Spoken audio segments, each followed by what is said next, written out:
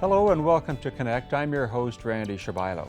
We were on location at the Radisson Hotel to take in the conference for the Funeral and Cremation Services Council of Saskatchewan, where we spoke with the President and Registrar. As always, we'd like to connect with you. Tweet Shaw TV Connect, find us on Facebook, email shawtvconnect@shaw.ca, or call us at 306-665-3796.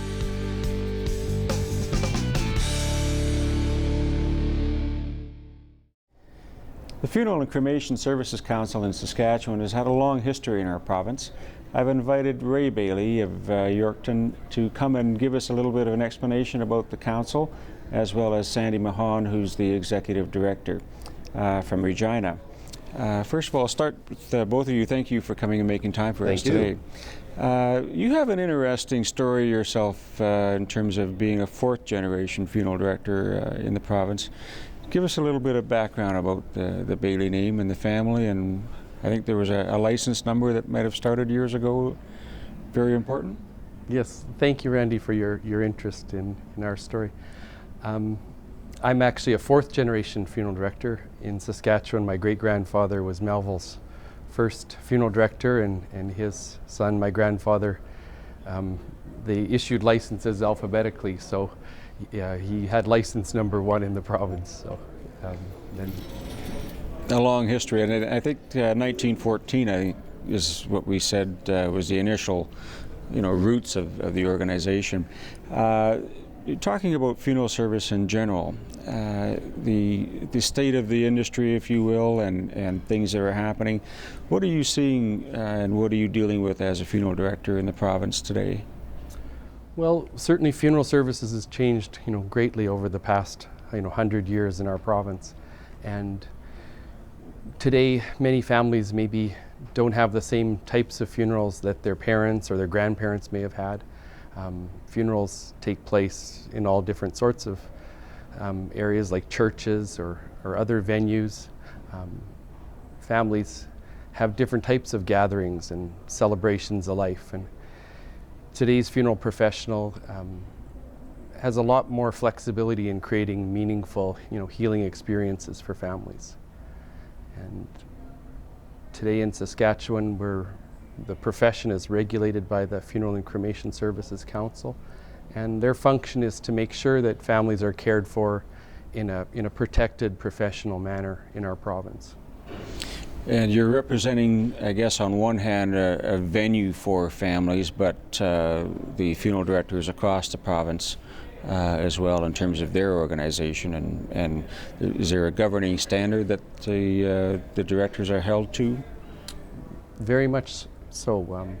We require funeral directors to be held to a code of ethics and standards of best practices that are set out in our bylaws and in our other regulations.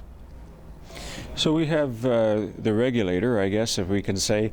Sandy, you've had a history before this role, and maybe tell us about that and how that morphed into the province-wide capacity you serve in today. Well, I'm a retired member of the RCMP, and I retired in 2005, and it was quite ironic that the day that I retired, throughout the RCMP veterans mailouts, I found that there was a retired member of the RCMP who was moving to British Columbia.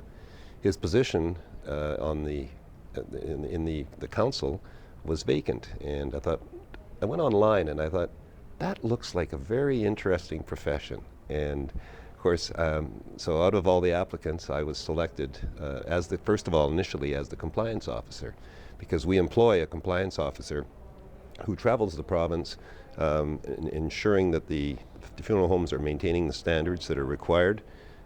He also deals with any complaints or inquiries from the public, and so that's how I started with the council. It was a very steep learning curve initially for a retired member of the RCMP to learn about the funeral profession, but it has been one of the most rewarding times, and I've really enjoyed everything that I've done. In 2010, I was appointed as the registrar, and so there's another compliance officer in place, and we have an administrative staff of 2, so there's 4 of us located in Regina. And we all we all find it, truly a rewarding experience, to be working with the profession and helping them comply. And we brought from the compliance officer and I brought from our previous careers the ability to do some problem solving, to deal with complaints, to do investigations, and it's all proved to be very successful in my view. So you're a bit of a liaison, and I guess we have educational standards that you have to maintain and ensure that those are done quarterly or annually. How often would people have to maintain their education credits for their licensing that they have? We require all of our licensees to have continuing education, and there's an annual requirement of so many hours depending on how many licenses they carry. We issue licenses to embalmers, funeral directors, salespeople, as well as we actually license actual facilities, funeral homes, crematory, and transfer services are all the different license designations that we issue for. So it's an overarching umbrella of that whole death care industry that comes under your jurisprudence and district, I guess. Sandy, what can you tell us in terms of the number of people that are licensees, the number of funeral homes?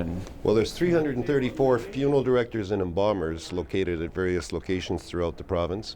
There's an additional 36 salespeople. These are people who deal with families in a pre-need situation. These are people who are planning ahead.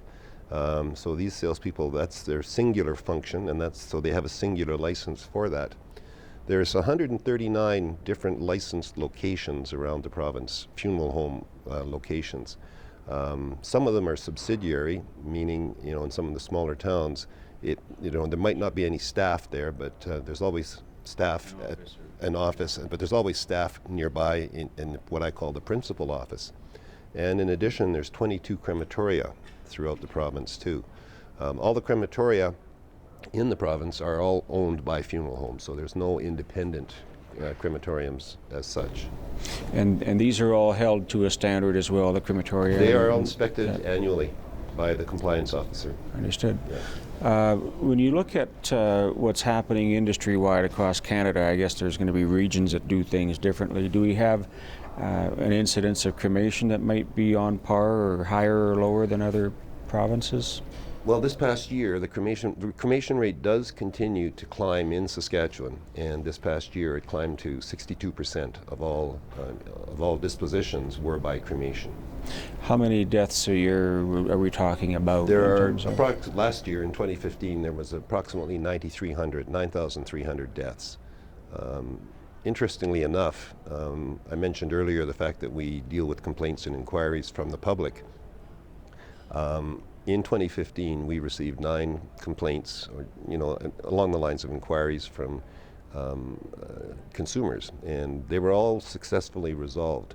And when you do the math, that's 0.001% of all the deaths in this province, which I think indicates that the vast majority, the vast majority of families in this province are being very well served by some very professional people.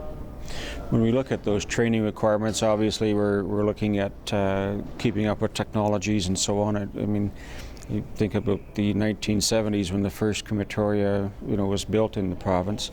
Is there anything new on the horizon that we're seeing in terms of families that have any options in terms of burial and I want to say alkaline hydrolysis. Thank you. Different form of cremation, yeah. Yes. Do we know anything about that we can share? Saskatchewan was the first first province in the country that adopted it, alkaline hydrolysis as a form of cremation, if you will, a liquid cremation.